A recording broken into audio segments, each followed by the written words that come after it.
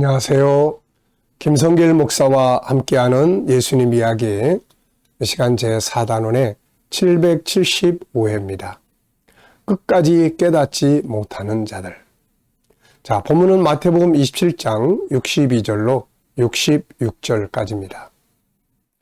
그 이튿날은 준비일 다음 날이라. 대제사장들과 바리새인들이 함께 빌라도에게 모여 이르되, 주여, 저 속이던 자가 살아있을 때에 말하되 내가 사흘 후에 다시 살아나리라 하는 것을 우리가 기억하노니, 그러므로 명령하여 그 무덤을 사흘까지 굳게 지키게 하소서. 그의 제자들이 와서 시체를 도둑질하여 가고 백성에게 말하되 그가 죽은 자 가운데서 살아났다 하면 후에 속임이 전보다 더 클까 하나이다 하니,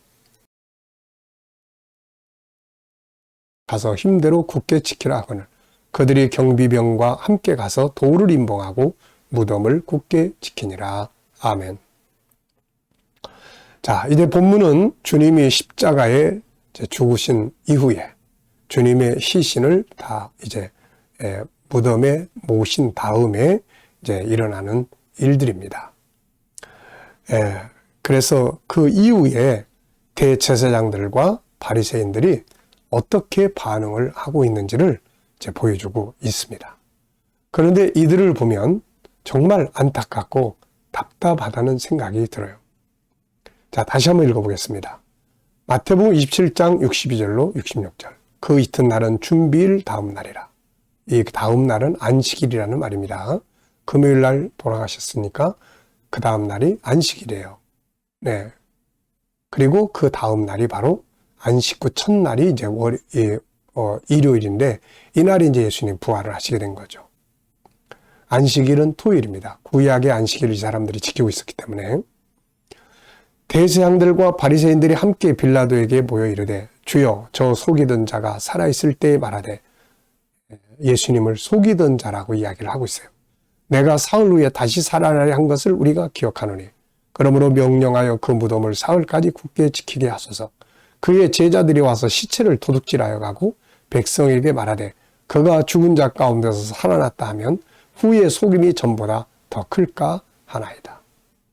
그래서 빌라도가 이 말 듣고, 너희들도 경비병이 있으니까 알아서 해. 사실 빌라도는 이 사람들 마음에 안 들어 하고 있거든요, 지금.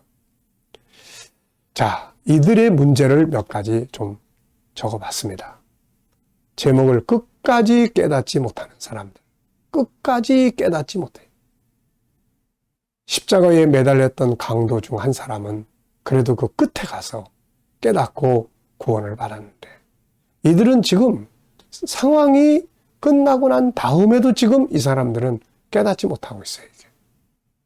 그 옆에서 십자가에 예수님을 못 박는 그 진두지휘를 했던 백부장은 그 십자가 사건을 보고, 야, 정말 이분이 하나님의 아들이다, 이분이 의인이다, 이걸 깨닫고 있는데, 하나님의 백성이라고 하고 종교 지도자라고 하는 이 대제사장들과 바리새인들이 지금 이 상황을 전혀 깨닫지 못하고 있어요. 그러면서 아주 희한한 이야기를 또 하고 있습니다. 예수님이 시체를 제자들이 훔쳐가 가지고 부활했다, 이런 헛소문을 퍼뜨릴 것 같으니까 지켜야 된다, 이런 이야기를 하고 있는 거죠.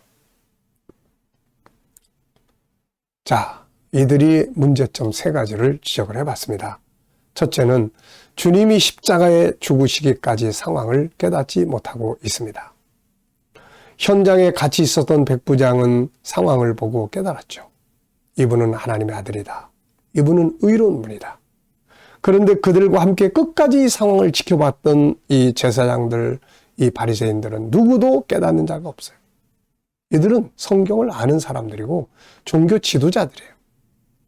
그런데 깨닫지 못합니다. 결국은 멸망으로 가게 되는 거죠.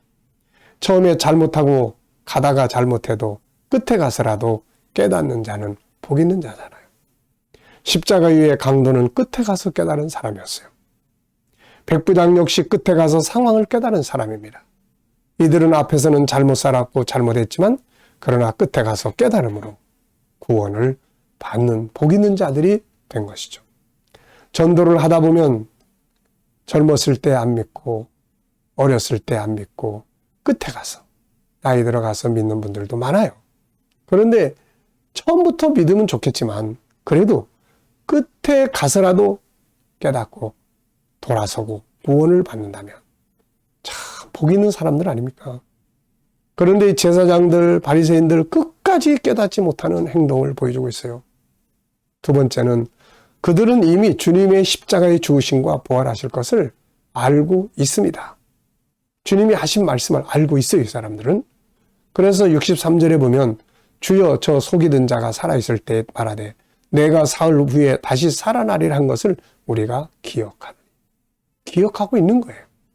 오히려 그 예수님 따르던 여인들은 주님의 이 말씀을 기억하지 못하고 무덤으로 올라갔는데 이 사람들은 지금 그걸 기억하고 있는 거예요. 이들은 지금 주님이 살아계실 때 하셨던 말씀들을 알고 있습니다.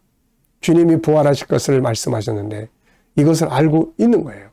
그런데 중요한 것은 알고 있는 말씀을 믿지 않고 있다는 거죠. 세상에는 몰라서 멸망으로 가는 사람도 있지만 알고도 믿지 않아서 멸망으로 가는 사람들도 아주 많습니다. 이들은 알고 있어요. 그런데 믿지 않습니다. 바울 사도는 알고도 멸망한 사람들의 문제점을 이렇게 지적을 했어요. 히브리서 4장 1절 2절에 보면 그러므로 우리는 두려워할지니 그의 안식에 들어갈 약속이 남아있을지라도 너희 중에는 혹 이르지 못할 자가 있을까 함이라. 여기에 그의 안식은 하나님의 나라예요. 하나님의 나라에 들어갈 약속이 남아있을지라도 너희 중에 들어가지 못할 자가 있을까 두렵다. 이런 말씀하는 거예요.